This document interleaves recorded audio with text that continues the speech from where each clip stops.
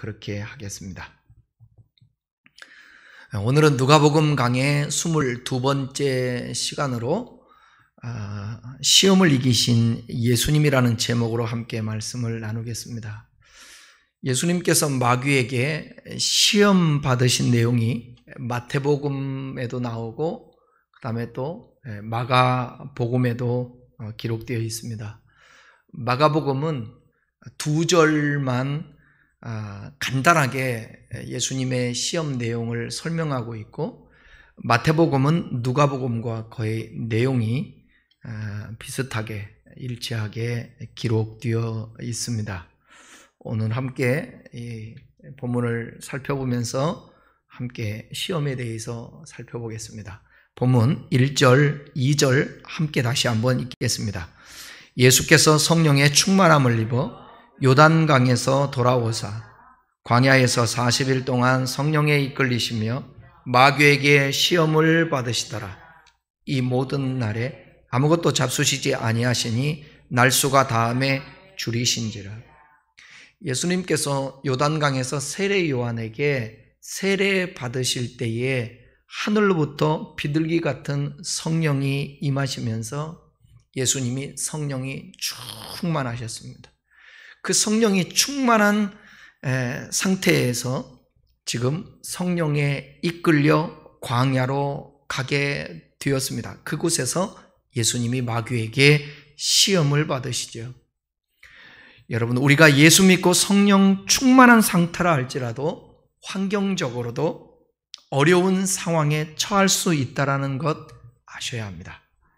우리가 신앙생활하면서 꼭 기억할 것은 성령 충만 이꼴은 환경적 축복이라는 이 공식은 꼭 맞지 않는다라는 것입니다. 꼭 맞을 수는 없다라는 거죠. 왜냐하면 우리가 너무 잘 알듯이 스데반과 같은 경우는 사도행전 7장에 보게 되면 성령이 충만했는데 그는 돌에 맞아요.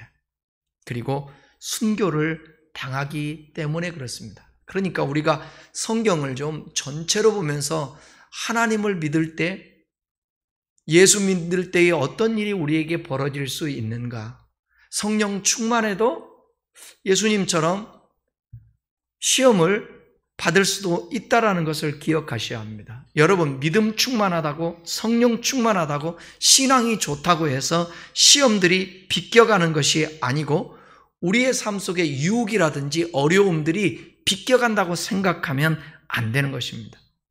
그렇다면 예수님은 왜 시험을 받으셨을까 하는 거예요.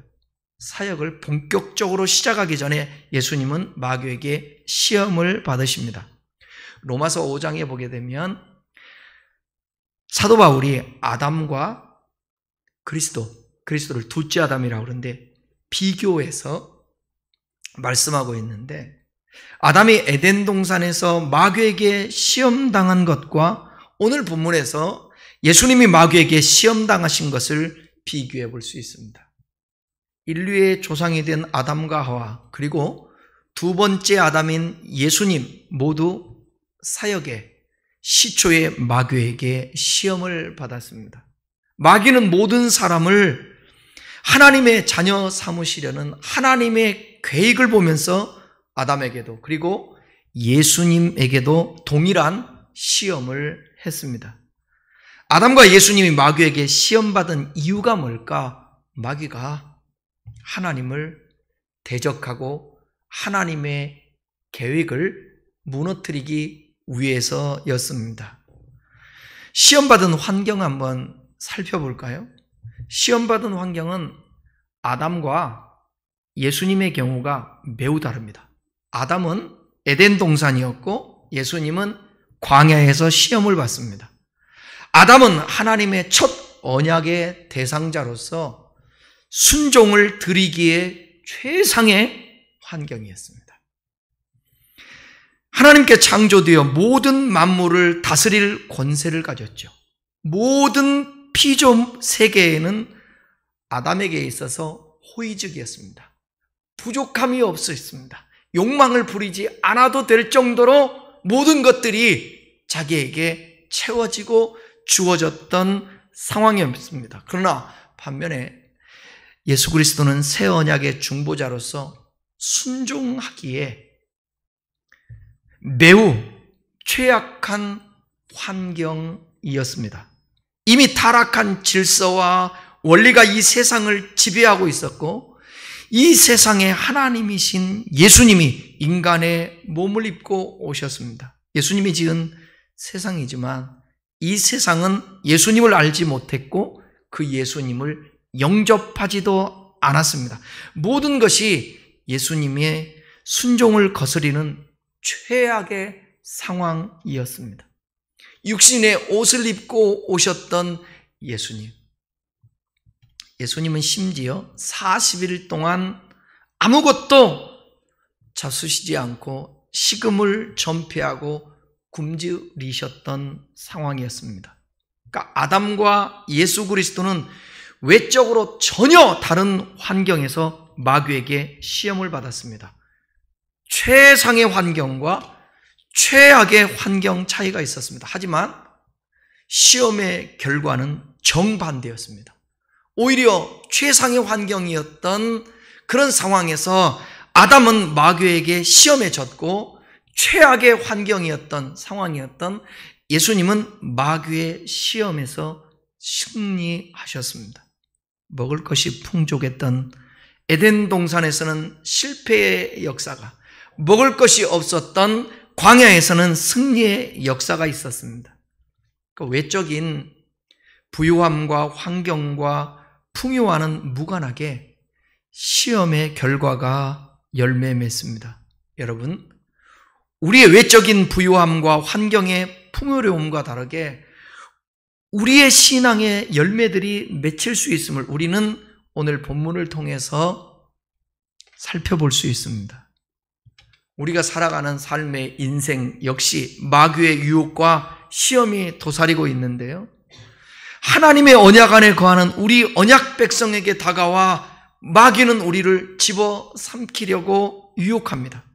사탄의 그 유혹에서 성도인 우리는 우리의 외적인 조건으로 이겨내는 것이 아님을 분명히 알아야 합니다. 왜냐하면 좋은 환경을 가지고 있는 그런, 저 사람이 무슨 불평을 늘어놓을 수 있는 환경인가? 돈도 많지, 남편도 잘해주지, 자식도 인류대학에 갔지, 누가 객관적으로 봐도 좋은 환경인데 그 환경에서 인간이 채워지지 않는 그 욕망, 그것 때문에 성적으로 타락을 해서 가정이 무너지게 만드는 것입니다. 뭐가 부족함이 있다고 생각을 해보세요. 연예인으로서 얼굴 예쁘죠, 인기 얻었죠, 돈 많죠, 좋은 집에서 살죠. 그런데 자기 생명을 그냥 끊어버리는 자살을 하는 거예요. 그러니까 우리가 꼭 기억할 것이, 좋은 환경이라고 해서 시험을 이길 수 있는 것이 아니고, 나쁜 환경이라고 반대로 꼭 시험에 빠진다라는 것 아닌 거예요. 그러니까 첫째 아담과 둘째 아담을 통해서 보게 되면 환경은 그렇게 문제되지 않다라는 거예요. 그러니까 우리의 신앙이 얕은 신앙일 때에는 늘 환경을 탓하고 환경에 얽매이고 환경에 의해서 우리의 신앙이 좌로나 우로나 치우치게 되어 있습니다.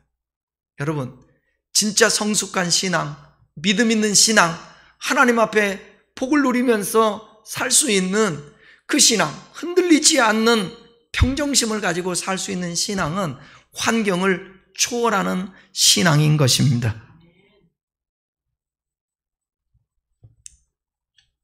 마귀가 우리에게 무엇으로 유혹하든지, 무엇에 우리는 유혹당하지 말아야 하는지 오늘 본문을 통해서 살펴보겠습니다. 마귀가 예수님을 세 가지로 시험하는데, 이 시험은 예수님께만 하는 것이 아니라 역사 이래로 아담과 하와에게 유혹하고 시험을 준 것도 예수님에게 준 것과 컵안 똑같고, 오늘 우리가 살아가고 있는 이 시대에도 마귀는 똑같이 우리를 시험한다라는 것입니다. 그렇기 때문에 우리가 깨어서 알지 못하면 도적질하고 죽이고 멸망시키게 되는 것입니다. 여러분, 저는 옛날에 마귀에 대해서 듣기를 이렇게 들었어요. 마귀를 과대평가하지 마라. 그럼에도 불구하고 마귀를 과소평가하지도 말라. 우리가 하나님에게 굳건히 서 있으면 주님과 함께하고 있는데 마귀를 과대평가할 수 없죠. 그죠? 그런데 순간 우리가 하나님과 함께하지 못하고 성령으로 충만하지 못하고 믿음으로 충만하지 못하면 마귀가 곧바로 틈타고 우리를 넘어뜨린다라는 거예요. 그래서 마귀를 가소평가하면 안 돼요. 늘 깨어서 성령 충만한 가운데 우리가 마귀가 호시탐탐 누리고 어떤 시험이 온다 할지라도 예수님처럼 이길 수 있는 저와 여러분 될 수 있기를 주님의 이름으로 축원합니다. 예수님이 마귀의 시험을 첫 번째 시험을 봤는데 그 시험이 뭐냐면 먹는 것으로 시험을 받습니다. 본문 3절 4절을 읽겠습니다. 마귀가 이르되 내가 만일 하나님의 아들이여든 이 돌들에게 명하여 떡이 되게 하라. 예수께서 대답하시되 기록된 바 사람이 떡으로만 살 것이 아니라 하였느니라. 돌들로 떡덩이가 되게 하라는 것입니다. 네가 누구면? 하나님의 아들이면. 오늘날 마귀들도 그렇지 않아요? 너 하나님 믿는다며? 너 하나님의 사람이라며? 그런데 왜 그렇게 살아? 하나님이 그러면 너 복주해야지. 하나님이 역사해야지. 너 하나님의 아들이거든. 증명해내봐. 자꾸 마귀가 그렇게 시험에 빠지게 유혹을 하는 것입니다. 마귀는 사람들의 연약한 빈틈을 찾습니다. 그리고 그 틈을 공략합니다. 지금 마귀는 예수님에게도 하나의 연약한 부분을 찾아낸 것입니다. 바로 뭐냐? 육신의 배고픔이에요. 예수님이 40일 동안 금식하셨으니까, 굶으셨으니까 얼마나 배가 고프시겠어요? 마귀는 예수님께서 줄이신 것을 너무나도 잘 알고 있었기 때문에 그러기에 시험하기를 네가 만일 하나님의 아들이여든 이 돌을 명하여 떡덩이가 되게 하라. 그리고 그걸 먹어라. 그리고 배불려라. 너 하나님의 아들인 것을 한번 증명해봐. 이런 거거든요. 그런데 예수님은 거부합니다. 이것을. 사람이 떡으로만 살 것이 아니라고 하면서 거부해요. 돌을 떡으로 만들어 먹으라는 마귀의 시험은 창세기에서요, 선악을 알게 하는 나무의 열매를 먹지 말라고 하신 하나님의 명령과 비슷합니다. 선악을 알게 하는 나무의 열매를 먹지 않는다라는 것은 하나님의 말씀에 순종하는 삶을 의미합니다. 근데 예수님께서 마귀에게 시험 받으시면서 대응하신 방식은 하나님의 말씀이었어요. 마귀가 아담과 하와를 시험했을 때에 그때 말씀을 가졌으면 뭐라고 그랬어요? 네가 선악과를 따먹는 날에는 정령 죽으리라 그랬죠. 근데 마귀는 뭐라고 그랬어요? 죽을까 하노라 가정한 거예요. 그래서 아담 하와는 하나님의 말씀을 무시해버리고 오히려 사탄이가 또 둘째 아담인 예수님을 유혹할 때에, 배고플 때에, 먹으라 할 때 이건 시험에 들 수밖에 없어요. 따먹을 수밖에 없어요. 돌로 그 아담이 선악과를 따먹은 것처럼 예수님도 배고프니까 그 유혹에 넘어갈 확률이 크지 않습니까? 아담은, 하와는 전혀 배고프지도 않고 먹을 것도 많고 그거 하나 따먹지 말라 했는데 그걸 따먹습니다. 근데 예수님은 배고픔에도 불구하고 하나님의 말씀으로 대응을 합니다. 아담과 하와는 말씀으로 대응을 못해요. 근데 예수님은 말씀으로 대응해요. 저와 여러분들도 신앙이라는 건 뭐냐면 내 생각으로 반응하는 거 아니에요. 환경대로 반응하는 게 아니에요. 내 유익이 되는가 안 되는가에 따라서 반응하는 게 아니라 하나님의 말씀으로 반응하는 것입니다. 예수님은 이렇게 마태복음 4장 4절에서 똑같이 시험당할 그 내용이 있는데 누가복음엔 나오지 않는데 마태복음은 이렇게 나오고 있습니다. 한번 읽어볼까요? 예수께서 대답하여 가라사대 기록되었으되 사람이 떡으로만 살 것이 아니요 하나님의 입으로 나오는 모든 말씀으로 살 것이니라 하였느니라. 하나님의 모든 말씀으로 살 거라는 거예요. 말씀으로. 하나님의 아들로서 예수님의 삶은 육신의 배부름과 풍요를 목적으로 해서 살아가는 자가 아니라 하나님의 말씀을 양식으로 삼아서 그 말씀대로 살아가는 삶이 되어야 함을 말씀하고 있습니다. 이게 우리 기독교의 핵심이에요, 여러분. 이게 기독교의 핵심이에요. 우리의 배부름과 풍요가 우리의 잘 사는 것이 목적이 아니라 하나님의 말씀을 양식으로 삼아 그 말씀으로 살아내는 삶. 그 예수님은 이렇게 말씀하고 있어요. 요한복음 4장 34절을 한번 우리 함께 읽어보겠습니다. 예수께서 이르시되 나의 양식은 나를 보내신 이의 뜻을 행하며 그의 일을 온전히 이루는 이것이니라. 이게 아주 중요한 말씀이에요. 우리도 둘째 아들처럼 살아야 되거든요. 예수님처럼. 그래서 구원하셨거든요, 우리를. 근데 예수님이 말씀하죠. 나의 양식, 내가 먹어야 할 것은 뭐냐? 나를 보내신 이의 뜻을 행하며 그의 일을 온전히 이루는 것이다.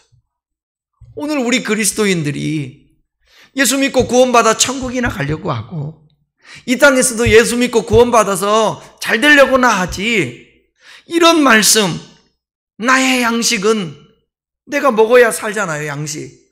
내가 사는 이유가 뭐 해야 되느냐? 그것은 나를 보내신 이의 뜻을 행하고 그분의 일을 행하는 거예요. 온전히. 이 말씀에 누가 관심을 갖습니까? 요즘 그리스도인들 중에 여기에 말씀에 관심이 있는 자가 내가 먹고 살고 추구하는 목적은 뭐 해야 되느냐? 나를 보내신 이의 뜻을 행하는 것이다. 그의 일을 온전히 이루는 것이다. 여기에 목적을 두는 사람이 몇이나 되겠냐 이거예요. 하나님의 아들은 육신의 배고픔을 해결하기 위해서 살아가는 분이 아니었습니다. 하나님의 말씀을 먹고 그 말씀대로 살아가는 것이 먼저 되어야 하듯이 그리스도인의 삶도 똑같아야 된다는 거예요. 그러기에 하나님의 말씀대로 살기 위해서는 때로는 굶주리기도 하고 배부르기도 할 수 있는 것이 하나님의 사람들, 하나님의 아들 예수. 예수님만이 그런 것이 아니라 예수 그리스도를 믿는 성도들의 삶도 이러한 삶을 살아가야 하는 것입니다. 할렐루야. 하나님의 자녀인 성도들도 하나님 말씀을 먹고 그 말씀대로 살아가는 것이 우선되어야 돼요. 그럴 때 그 다음에 필요한 것은 하나님께서 우리에게 필요대로 채워주시는 경험을 할 수 있을 줄 믿습니다. 마귀는 사람의 육신적인 필요와 욕망을 위해서 하나님의 말씀을 먹지 못하고 포기하면서 살도록 날마다 유혹하며 시험을 합니다. 여러분, 우리의 삶이 먹고 사는 것이 매우 중요합니다. 그런데 먹고 살기에 너무 바쁘다 보면 하나님의 말씀을 가까이 할 수가 없어요. 그래서 이 산업화된 이 첨단 시대에 우리의 몸뚱아리를 움직여야 되고 정신적으로 머리를 신경 써야 되고 그래야 먹고 사는 이 시대라 아침에 출근해서 저녁 늦게 퇴근하고 신앙생활, 하나님 말씀 묵상하고 읽고 그럴 시간들이 없는 거예요. 그래서 이제 모든 교회도 목회자도 성도들을 다 이해할 수밖에 없어요. 왜? 현실 상황이 그러니까. 먹고 살기 위해서 그렇다고 그러는데 처자식 먹여 살려야 되고 자식 먹여 살리기 위해서 가사는 그것도 두 번째고 어쨌든 나가서 돈 벌고 일해야 되니까 그런 삶을 살다 보게 되면 너무 바쁘다 보니까 하나님 말씀을 가까이 할 수도 없고 기도할 수도 없으니 우리의 삶에 영역이 없는 거예요. 초대교회 때에 사도들이 하나님의 말씀을 증거하는 일에 집중을 해야 되는데 그걸 제대로 못해요. 왜냐하면 구제하는 일에 바쁘고 성도들을 케어하는 것에 바쁘다 보니까. 그래서 집사를 7 집사를 세우고 사도들은 뭐예요? 제자들은 말씀과 기도에 전무하더라. 우리 성도들도 전무하지는 못하지만 어찌하든지 시간을 쪼개서 하나님의 말씀이 내 안에 살아서 역사하고 있어야, 말씀 충만해야 내가 범죄치 아니하리하여 하나님의 말씀을 내 안에 두었나이다. 하나님의 말씀을 내 입에 파수꾼으로 세워 내 하는 말에 절제하게 하고, 나의 분노를 삭히고 나의 욕망을 삭히고 악한 죄악들을, 계명을 어기려고 하는 우리의 욕망들을 하나님의 말씀으로 억제시킬 수 있다라는 것입니다. 하나님의 말씀대로 살고자 하면 떡이 사라지고, 떡을 얻고자 하니 하나님의 말씀대로 살아갈 수가 없도록 시험하는 것입니다. 하지만 하나님의 자녀는 육신의 배부름과 풍요가 있든지 아니면 굶주림의 상태가 있든지 간에 하나님의 말씀대로 살아가는 것이 하나님의 자녀인 그리스도인 줄을 믿습니다. 풍요하게 먹고 살기 위한 목적으로 능력을 구하며 살아가는 것이 아니라 하나님의 말씀대로 살아가기 위해서 그 능력을 구하고 사용할 수 있기를 바랍니다. 첫 번째 시험에 실패한 마귀는 곧 이어서 또 다른 시험을 합니다. 누가복음 4장 5절에서 8절입니다. 함께 읽겠습니다. 마귀가 또 예수를 이끌고 올라가서 순식간에 천하만국을 보이며 이르되 이 모든 권위와 그 영광을 내가 내게 주리라. 이것은 내게 넘겨준 것이므로 내가 원하는 자에게 주노라. 그러므로 내가 만일 내게 절하면 다 내 것이 되리라. 예수께서 대답하여 이르시되 기록된 바 주 너의 하나님께 경배하고 다만 그를 섬기라 하였느니라. 아멘. 두 번째 시험은 마귀에게 절하라는 거예요. 이건 뭐냐면 사람들이 추구하는 권세로 시험하는 것입니다. 단순히 육신의 주림을 해결하는 정도가 아니라 하나님의 아들들, 자녀들이 누구를 경배하며 살아가야 할 것인가를 시험하는 거예요. 마귀는 예수님께 천하만국을 보이면서 말하기를 세상에 있는 모든 권위와 영광이 자신에게 있고 자신이 원하는 자에게 줄 것인데, 만약 네가 나에게 절을 하면 그 모든 것을 주겠다고 예수님에게 말씀하는 것입니다. 그런데 예수님은 이 또한 거부합니다. 예수님은 하나님의 아들로서 하나님을 따르는 자이기 때문입니다. 그런데 세상 사람들은 이를 시험이라고 여기지 않습니다. 도리어 마귀의 제안이, 잘 들어보세요, 이 시험이 아니라 축복이라고 여길 수도 있을 것입니다. 절 한 번 해서 세상의 천하만국의 모든 권위와 영광을 얻을 수 있다고 한다면 그 존재는 은인일 거예요. 여러분, 누군가에게 절 한 번 하면 천하만국이면 모든 것 아니겠습니까? 다 주겠다는데 그 절 한 번 하면 어때요?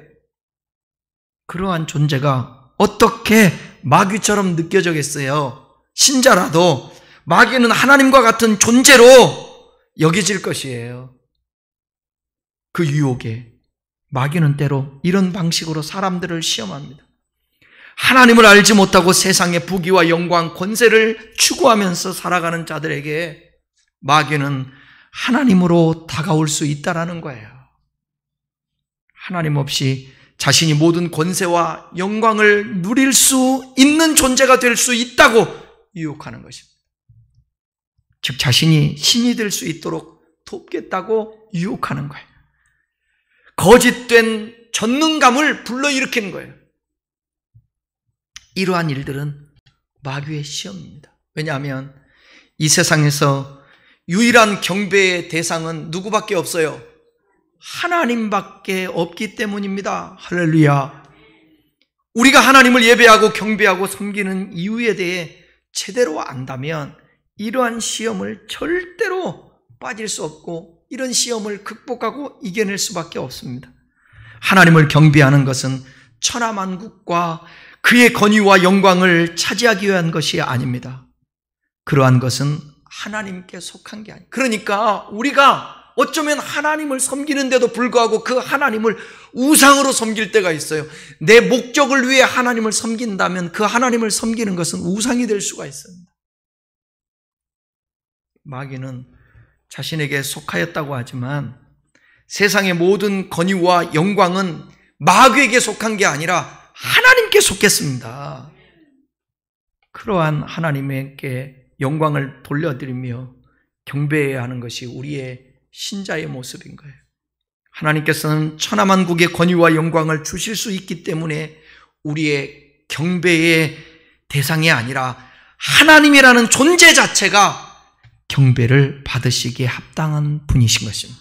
나에게 뭔가를 해주기 때문에 하나님이 경배의 대상이 아니라 하나님은 하나님 자체로서의 경배의 대상인 거예요. 8절에 예수님은 마귀에게 분명히 말합니다. 주 너희의 하나님께 경배하고 다만 그를 섬기라. 마귀라고 하는 존재도 하나님을 경배하며 섬겨야 하는 피조물이에요. 피조물. 경배의 대상이 아니에요.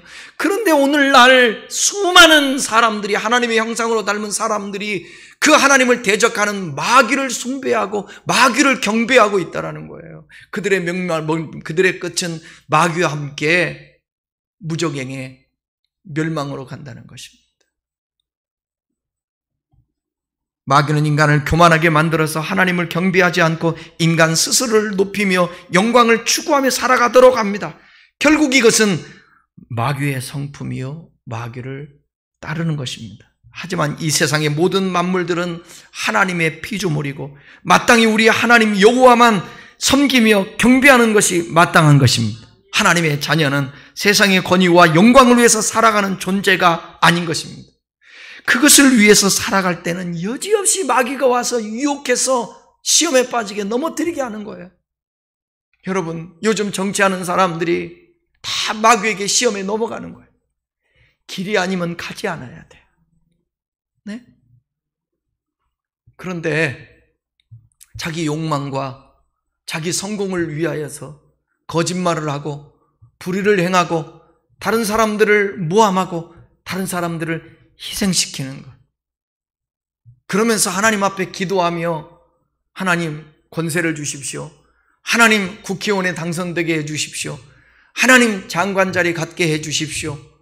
그렇게 기도한다고 한다면 그것은 마귀의 시험에 빠져들고 있다는 것을 우리는 꼭 기억하셔야 합니다. 사탄은 2번씩이나 예수님을 시험했는데 모두 다 실패했습니다. 이제 사탄은 마지막으로 예수님을 시험합니다. 9절부터 12절을 읽겠습니다. 이끌고 예루살렘으로 가서 성전 꼭대기에 세우고 이르되 내가 만일 하나님의 아들이거든 여기서 뛰어내리라. 기록되었으되 하나님이 너를 위하여 그 사자들을 명하사 너를 지키게 하시리라 하였고 또한 그들이 손으로 너를 받들어 내 발이 돌에 부딪히지 않게 하시리라 하였느니라. 예수께서 대답하여 이르시되 주 너의 하나님을 시험하지 말라 하셨느니라. 아멘. 사탄은 예수님을 예루살렘 성전 꼭대기에 세운 후에 말합니다. 네가 만일 하나님의 아들이면 뛰어내리라고. 그러면 하나님께서 네가 땅에 떨어져서 부딪혀 다치지 않도록 너를 받들어 지켜주시겠다. 일리가 있지 않아요? 하나님께서 그 아들을 다치지 않도록 보호해 주시지 않으시겠습니까? 그런데 예수님은 단호히 거부합니다. 하나님의 보호하심을 믿지 못해서가 아닌 거예요. 그것이 시험거리가 되어서는 안 되기 때문에 그러는 거예요. 마귀는 예수를 예루살렘 꼭대기에 세우고 그게 시편 91편 11절 12절을 인용한 말씀이거든요. 여러분 아셔야 돼요. 마귀는 종종 하나님의 말씀을 인용합니다. 겉으로는 그럴듯한 논리도 성경 가지고 설교한다고 다 그것이 하나님으로부터 온 말씀이라고 생각하면 안 돼요. 이단들 보십시오. 이단들은 얼마나 사람들을 감동시킵니까? 하나님 말씀이라고 얘기하고 그래서 성경은요, 전체를 볼 수 있는 눈이 있어야 되고 성경이 도대체 뭘 말하려고 하는지를 이해하는 사람한테 여러분 말씀을 듣고 설교를 들어야 돼요. 한 부분만 알고 인간의 욕망을 채우기 위하고 인간의 문제를 해결하기 위하여서 사람을 감동시키려고 하고 마약을 맞추듯이 그 당시만 좋게 하려고 그런 말씀들은 오히려 시험 들게 한다는 거예요. 마귀도 얼마든지 하나님의 말씀을 인용한다는 걸 여러분 아십니까? 마귀는 언제나 그럴듯하게 주장합니다. 마귀는 늘 그럴듯한 논리를 제시합니다. 첫 번째 시험과 마찬가지로 마귀는 당신이 하나님의 아들이라는 확신이 있나? 없지? 왠지 불안하지 않나? 그렇다면 그 증거를 보여달라고 하나님께 요구해야 되지 않느냐? 그런 증거도 없이 어떻게 하나님의 아들이라고 주장할 수 있냐? 그렇게 예수님을 자극하는 것입니다. 네가 하나님의 아들이냐? 그럴듯한 주장입니다. 마귀는 늘 그럴듯한 논리를 제시합니다. 예수님 주변에서도 그렇게 질문한 사람들이 많았습니다. 마태복음 22장 33절에 보게 되면 그 이하에 보면 서기관과 바리새인들이 예수님에게 이렇게 얘기해요. 선생님이요, 우리에게 표적을 보여주시기를 원합니다. 유대 전통에 따르면 하나님은 자기 백성에게 표적을 보여주시는 걸 원하거든요. 모세가 유대 민족을 애굽에서 이끌어낼 때 나타난 10가지 재앙 표적입니다. 광야에서 많은 표적이 나타났습니다. 선지자들에게도 그런 표적이 흔히 나타났습니다. 그래서 시편 기자는 시편 86편에서 이렇게 말해요. 시편 86편 17절 말씀입니다. 은총의 표적을 내게 보이소서. 그러면 나를 미워하는 그들이 보고 부끄러워하오리니 여호와여, 주는 나를 돕고 위로하시는 이신이이다. 여러분, 표적 신앙 자체를 잘못이라고 말할 수 없습니다. 문제는 그 표적 신앙을 좋은 신앙으로 여긴다라는 거예요. 예를 든다면 이런 거 아니겠습니까? 나를 드러내기 위해서 하나님 몇백억짜리 성전을 짓게 해 주십시오. 그리고 수많은 성도들이 몰려올 수 있도록 인도하여 주십시오. 내가 하나님이 함께하는 종 아닙니까? 그렇다면 하나님, 주님이 나와 함께한다는 종인 것을 표적을 보여주셔야죠. 그래서 드러내야 많은 사람들이 올 것이 아니겠습니까? 그게 어떻게 보면 여러분 하나님의 역사고 영광을 위한 것이라고 말하지만 성목사의 영광을, 이걸 분별할 줄 알아야 돼요. 근데 오늘날 수많은 사람들이, 주의 종들이, 지도자들이, 성도들이 하나님의 영광을 빙자한 채 하나님 표적을 보여주십시오, 기적을 보여주십시오, 문제를 해결해 주십시오, 나에게 이런 영광을 보여주십시오. 그러면 주님께 영광 돌리겠습니다. 말은 영광이라고 하나님한테 하는데 그 하나님 자리에 사람이 앉아서 영광은 다 하나님이 받아, 사람이 받는. 그래서 능력받았던 사람들이 타락하는 거예요. 그래서 하나님이 많은 부요를 주시고 목회자를 성공시켜 주시고 높여주시면 그 목회자가 하나님 자리에 앉아 있는 거예요. 그리고 성도들한테 섬김받는 우상이 되는 것입니다. 이 땅에서 칭찬 다 받아버리면 하늘에 상급이 없다고 그랬잖아요. 항상 예수님은 기적을 행한 후에 말하지 말라 하고 피하세요.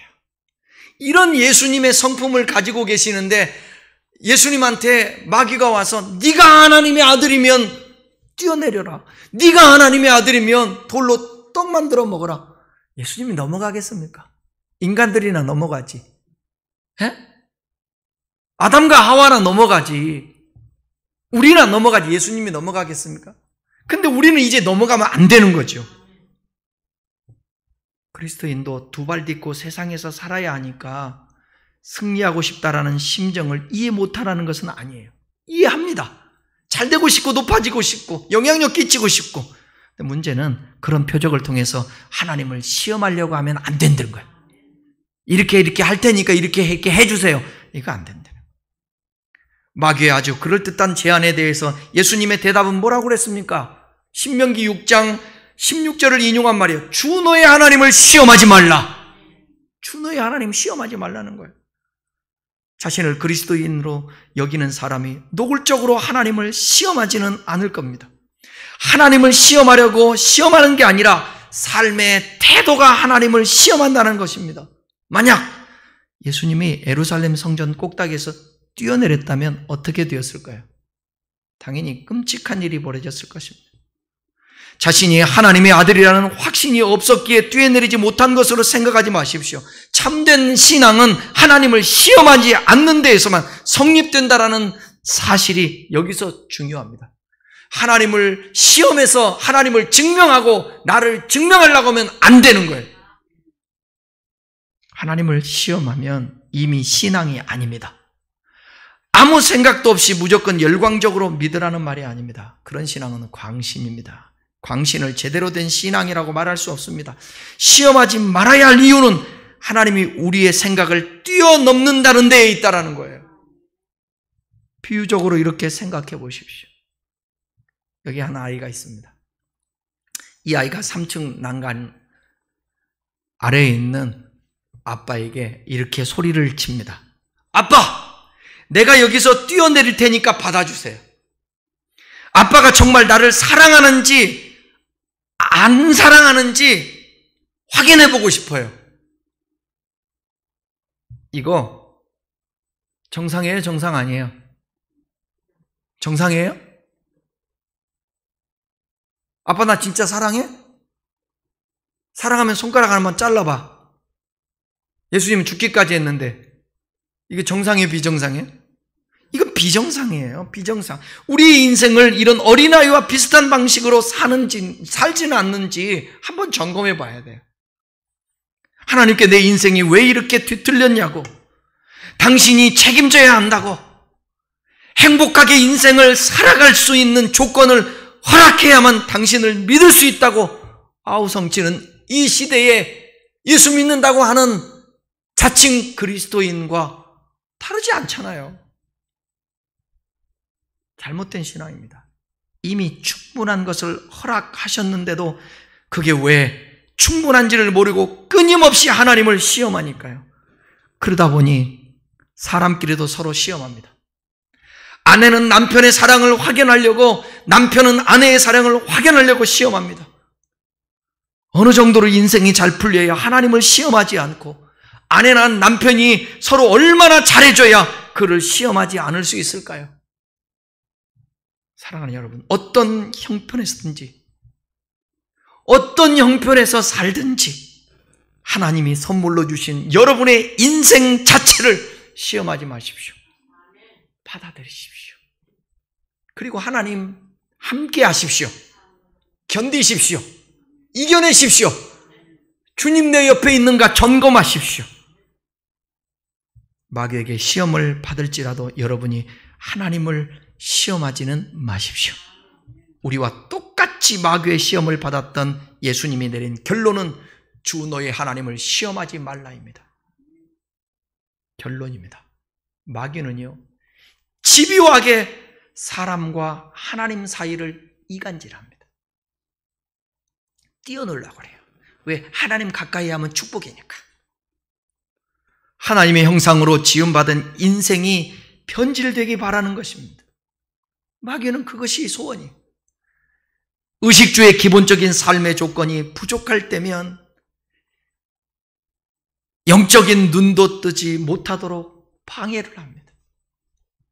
먹고 사는 문제를 해결한 인생에게는 또 다른 도전을 시도합니다. 권세를 줄 테니까 마귀를 닮으라고 유혹합니다. 성전 꼭대기 높은 곳에서 세상 사람들의 스타가 되어서 너의 존재 가치를 극대화해보라고 유혹합니다. 그러니까 넌 돈이 많아야 돼. 너는 좋은 대학에 가야 돼. 좋은 자리에 가야 돼.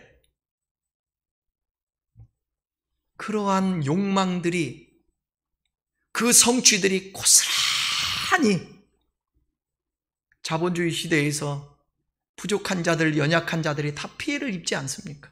무시를 당하고. 하지만 하나님의 사람들이 사는 길은 그렇지 않습니다. 예수 그리스도께서 사탄을, 마귀를 이겨낸 것처럼 살아야 되는데 성실함으로 높아진 자리에서도 겸손을 지킵니다. 존경과 덕으로 주어진 권세라도 그 힘을 남용하지 않습니다. 더욱이 날이 가고 삶이 익어갈수록 하나님의 말씀을 가까이 하며 오직 말씀 충만으로 사는 것입니다. 이것은 인생이 성장하면서 추구해가는 발전 과정일 수도 있습니다. 성장해가면서 사람은 그런 목표를 향해 달려가다가도 어느 때부터는 그 모든 것을 내려놓는 삶을 살기 시작합니다. 오직 만족과 감사만 남는 것입니다. 옛날에 여자 환경부 장관 성우도 탤런트도 했던 누구죠? 여자분이었는데 누구 있는데 나이 드신 분. 그분이 그 얘기를 어느 날 갑자기 인생이 너무 허무한 거예요. 집에는 가득 차 있고 냉장고는 가득 차 있는데 근데 한순간 버리기 시작하자. 내려놓자. 그래서 냉장고에 있는 것을 버리기 시작했고 집에 있는 것들 나중에 쓸 거야. 그런 것들을 다 버리기 시작했는데 그 버리는 순간, 내려놓는 순간, 포기하는 순간부터 삶에 평안함이 오고 우울함이 떨어지고 떠나가고 그렇게 되더라는 거예요. 맞죠? 우리가 하나님이 주신 것을 풍요로울 수도 있습니다. 높아질 수도 있습니다. 많이 소유할 수 있습니다. 어느 순간인가 그것들이 우리의 자랑거리도 아니고 드러내는 그거 교만할 거리도 아니고 다 겸손하게 내려놓고 나누고 섬기는 것이 돼야 돼. 그게 예수님을 따라가는 시험에 빠지지 않는 자인 것입니다. 여러분, 2000년 전 마귀가 광야에서 금식하신 예수님을 시험했던 그 내용은 지금도 계속되고 있습니다. 마귀가 시도하는 시험 방법도 세상 문화의 발전과 더불어서 그 버전이 점점점 달라지고 업그레이드되고 교묘해지고 있습니다. 오늘도 우리들은 늘 기도와 말씀으로 단련해야 합니다. 오늘 말씀을 가까이 하며 예수님께서 하신 말씀과 삶을 따르는 것이 가장 좋은 길이라는 것을 기억할 수 있기를 축원합니다. 예수님께서 육신의 옷을 입고 이 땅에 오신 이유는요, 우리의 죄를 대속하기 위해서뿐 아니라 예수님 나를 위해 죽으시고 부활해서 나는 구원받았어, 이렇게만 하기 위해서 예수님이 이 땅에 오신 것이 아니라 예수님께서 어떻게 하나님을 섬기셨는가를 우리에게 보여주시기 위해서 이 땅에 오셨으니까.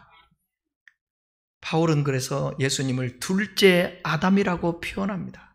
첫째 아담은, 인간은 자기중심적이어서 마귀에게 시험에 빠지지만 예수님은 자신을 부인하고 십자가를 지고 양식이 하나님의 뜻을 행하는 것이기 때문에, 하나님의 일을 하는 것이기 때문에 마귀에게 시험당하지 않고 이기고 승리합니다. 첫째 아담은 불순종했지만 둘째 아담은 철저하게 광야에서 시험부터 이겨내면서 하나님 말씀으로 순종하셨습니다. 우리도 예수님을 믿음으로 구원받아 하나님의 자녀가 되었다면 이제는 예수님 닮아 살아가야 합니다. 그렇기 위해서는 예수님처럼 시험을 이기는 하나님의 말씀에 가치를 두어야 되고, 내가 왜 살며 어떻게 살아야 될 것인가, 하나님의 관계는 또 무엇인가 늘 점검하며 묵상해야 합니다. 여러분 지금 끌어안고 있는 문제, 그건 문제 아닙니다. 가장 큰 문제는 주님과 나와의 관계가 어떤가가 더 큰 문제입니다. 주님과 관계되면 주님이 책임져 주셔서 우리의 자녀들 책임져 줄 거고, 주님과 올바른 관계면 우리의 삶도 하나님이 책임져 줄 것이고, 우리의 노후도 책임져 줄 것이고, 우리의 육신의 연약함도 책임져 줄 것이고, 마귀로부터도 우리를 붙들어 주시고 마귀를 이길 수 있도록 역사해 주실 것입니다. 그런 은혜, 그런 축복으로 예수님처럼 시험에 들지 않도록 우리 모두 다 성령 충만, 말씀 충만하시기를 주의 이름으로 축원합니다. 기도하십시오.